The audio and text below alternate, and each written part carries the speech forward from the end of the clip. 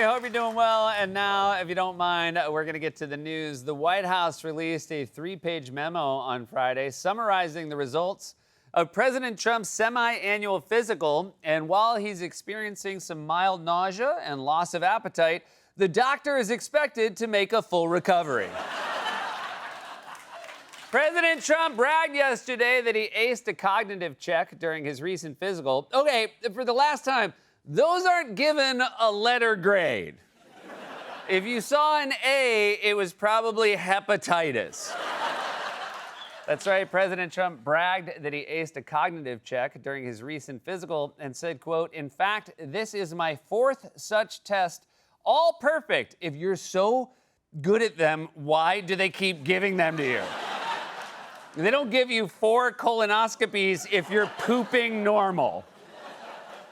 That's right, President Trump bragged that he aced a recent cognitive test and said, quote, 120 correct answers out of 120 questions asked. I don't know how often I have to say it. It's bad when they keep making you take the test, when they keep making the quarterback retake his math exam in hopes of getting him eligible to play Saturday. That kid don't know math.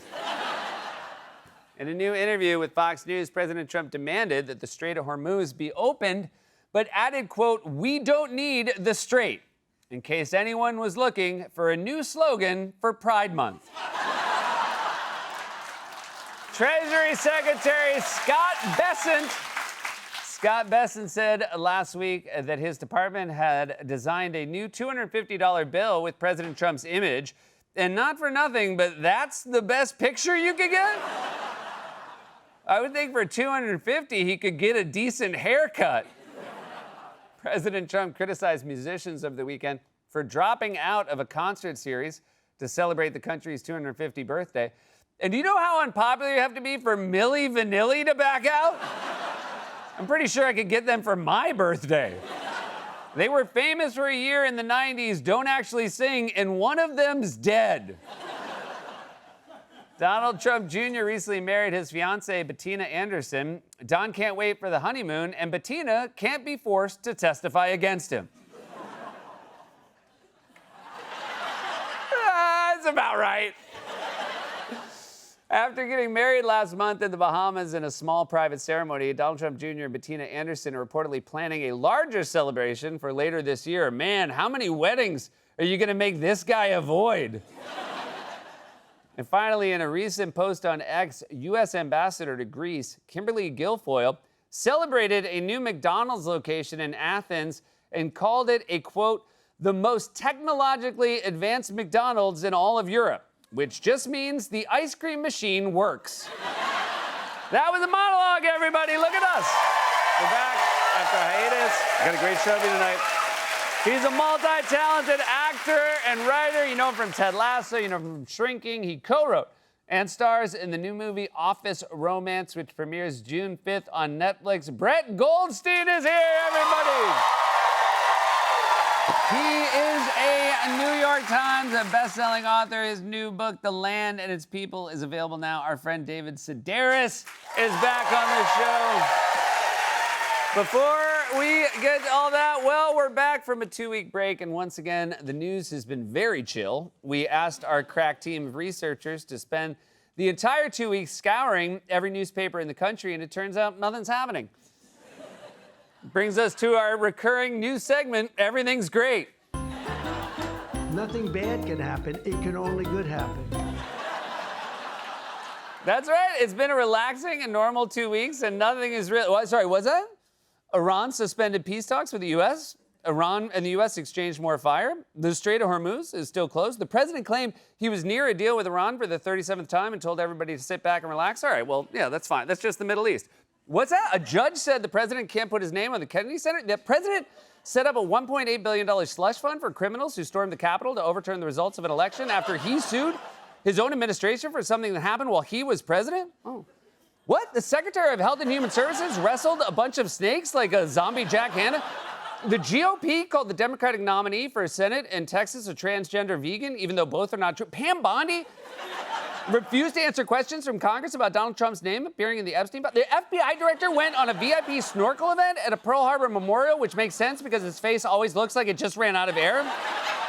The president bragged about taking his 4th cognitive test, which just made everyone wonder why his doctors keep making him take cognitive tests. He skipped his own son's wedding because he said he was busy with circumstances pertaining to government, but is also planning on attending the NBA Finals, despite the fact that he's been booed at almost every sporting event he's ever... What? Trump wants to cancel his Freedom 250 concerts because artists keep pulling out? The real Milli Vanilli said they won't show up, but the fake Milli Vanilli, he's turning the White House into a rubble pile and fighting-themed amusement park? He's putting his face on a new $250 bill, which will only be used by mobsters and drug dealers?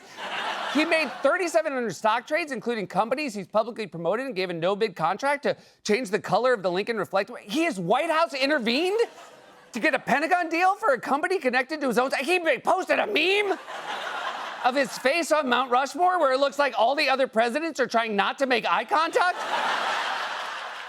Well, it.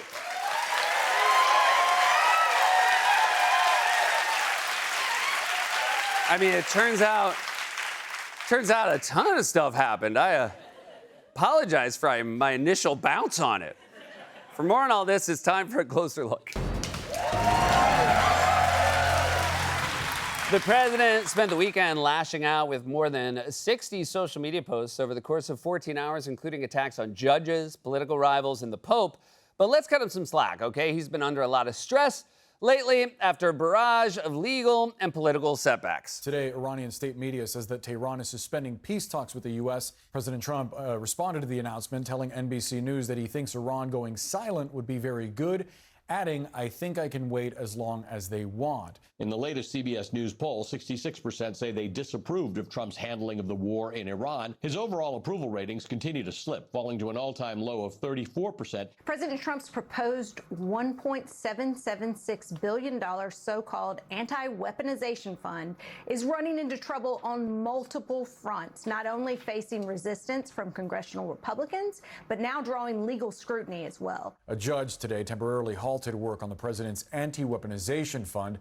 The order blocks the Trump administration from putting money into or moving money out of a nearly $1.8 billion account being set up by the DOJ with taxpayer dollars. A federal judge has just ruled that President Trump's name was illegally added to the Kennedy Center and ordered it removed. The judge saying Congress gave the Kennedy Center its name and only Congress can change it. The lead prosecutor on the case against former FBI Director James Comey has stepped away. This is over his seashell photo allegedly threatening President Trump. A growing number of artists listed as performers for President Trump's White House-backed celebration of the nation's 250th anniversary are now publicly denying involvement in the event.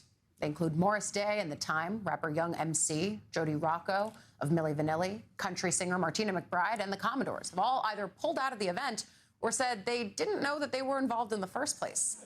Imagine how badly things have to be going that the real Milli Vanilli publicly rejected you, and it's not even in the top 10 most embarrassing things to happen to you this week. Maybe Trump could sue his own government and set up a $1 billion compensation fund for everyone who was defrauded by the fake Milli Vanilli, a.k.a. the Milli Vanilli Billy Fund. Can you imagine Trump asking Milli Vanilli to perform at his concert in the first place? A singer came up to me, big singer, strong singer, tears pouring down from his eyes onto his lip-syncing mouth, and he said to me, Mr. Trump, sir, you are the Milli Vanilli of presidents. And I said, girl, you know it's true. So the president's under a lot of stress, you guys. He's under a lot of stress, everything from his negotiations with Iran to his Kennedy Center renaming to his ballroom renovations to his concert series featuring 80s novelty acts is falling apart. His approval ratings are at all-time lows because no one can afford food, housing, healthcare, or gas, not to mention it's almost summer, and I don't think his pool's gonna be ready. What gives, Don? I thought we were gonna go barbecue and go swimming. Yeah, my pool guy me, but he said to be done and he me, but, you know, if you get hot, just run over there and JD will spray you with a hose. But don't worry, despite all the negatives, the Republican Party remains laser-focused on what matters most to working Americans. Joe Biden's brain bad, Trump's brain good. The left wants to see Trump's tax returns, his medical history, his golf handicap. They want to see cell phone records from House and Senate members, Republicans, that is, not all of them, just Republicans, but not Biden's cognitive condition. President Trump, who is as sharp as could be, same age as Joe Biden, but his health is in great condition and his mental acuity is as strong as ever, versus Joe Biden, and they were treated differently because of that. When I saw this segment, I made the same face Joe Biden made in the debate.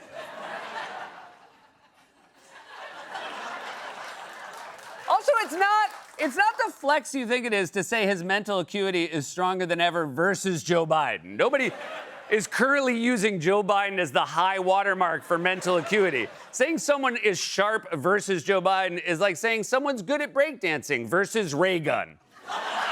That can be true, and you can also still be bad at breakdancing. Also, you guys stop talking about Joe Biden. It's crazy to even hear his name in 2026. It's like hearing someone mention Boston Legal.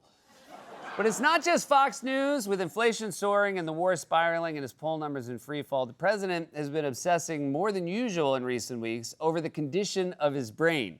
Over the weekend, he wrote, "The results of my physical examination taken at Walter Reed Military Medical Center were just released and extremely good, unlike other U.S. presidents, none of whom have ever taken an approved high-difficulty cognitive test. I scored a perfect 30 out of 30, considered extreme intelligence.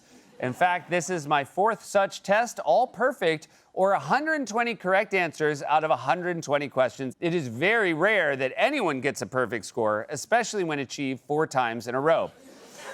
Couple of things. First of all, it's a dementia test, not an IQ test. And as a general rule, if you took a dementia test and you thought it was an IQ test, you failed both the dementia test and the IQ test. Second, extreme intelligence is not a medical term. In general, doctors don't use extreme because they're doctors, not Mountain Dew cans. And lastly, while I get you think it's cool that you're 4 for 4 in dementia tests, it's not a good sign that they keep making you take them. That is a sign that the people who gave you the test don't trust the results. You wouldn't feel good if the cops kept making you take the breathalyzer. Yeah, I don't know what to tell you. He's still 0. It's not. He was driving on the shoulder in a golf cart. Make him blow it again. This is the fundamental problem Trump has faced his whole life. He brags about stuff that you wouldn't have to brag about if the thing you were bragging about was actually true. You wouldn't have to constantly insist to people that you're a big brain genius. If you were actually a genius, you wouldn't have to brag about solving 8 wars. If you actually stopped 8 real wars, and you wouldn't have to brag about creating an awesome economy if the economy was actually awesome. If everyone was walking around with affordable health care, cheap groceries, and $2 gas, you could just sit back and spend the day picking drapes from your ballroom and reapplying concealer to your up Frankenstein hand. And no one would give a shit. And also, before you run to the comment section, I'm never gonna say that Trump has a Frankenstein's monster's hand. I'm never gonna do that. If you wanna leave that comment in the comment section, leave that comment, but I'm never gonna do that. But you know what, fine. Since this matters so much to the president, let's give him the benefit of the doubt. I mean, in fairness, could any mere mortal who wasn't a world historical genius wordsmith come up with a nickname for the Democratic Party as brilliant as this? A new name I came up with yesterday was a Democrat because I was talking about this guy. I think that could be a good one. You know, I've come up with some extraordinary names. That's why we call them the Democrats. We have a new name. They're Democrats because they're dumb. The Democrats voted against all of that, but we call them Democrats, and it works out well because I take the word dumb, take the B off because most people don't know that, you know, dumb ends with a B, but most people don't know. And all I do is I switch the E with a U, and you have a Democrat. Hey, bud, you wanna pop over here for a 5th cognitive test? We think you might ace it again, 5 for 5. You'd be the first guy who ever went 5 for 5. Thank you so much for talking it through with us, step by step. I haven't been this riveted by an explanation since my Aunt Jean talked up her "I'm making a feline toward perfection" t-shirt. They replaced beeline with feline. Not a lot of people know that's another way to say cat. And then you may or may not have noticed they fiddled with the spelling of perfection. Aunt Jean, shut the up.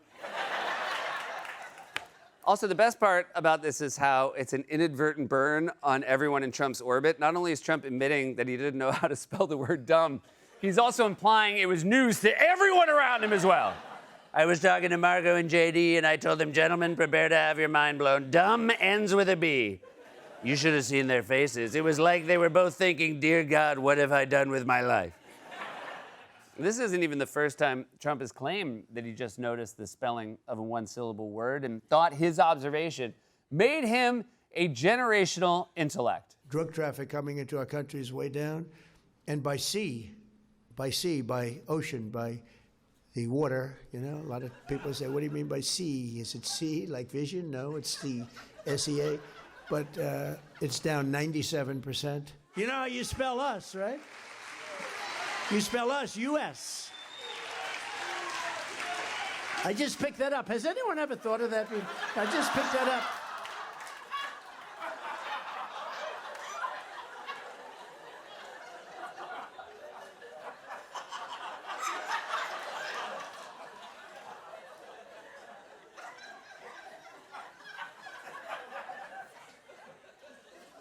If you just learned that C is spelled S-E-A and that us is spelled U-S, then you are dumb,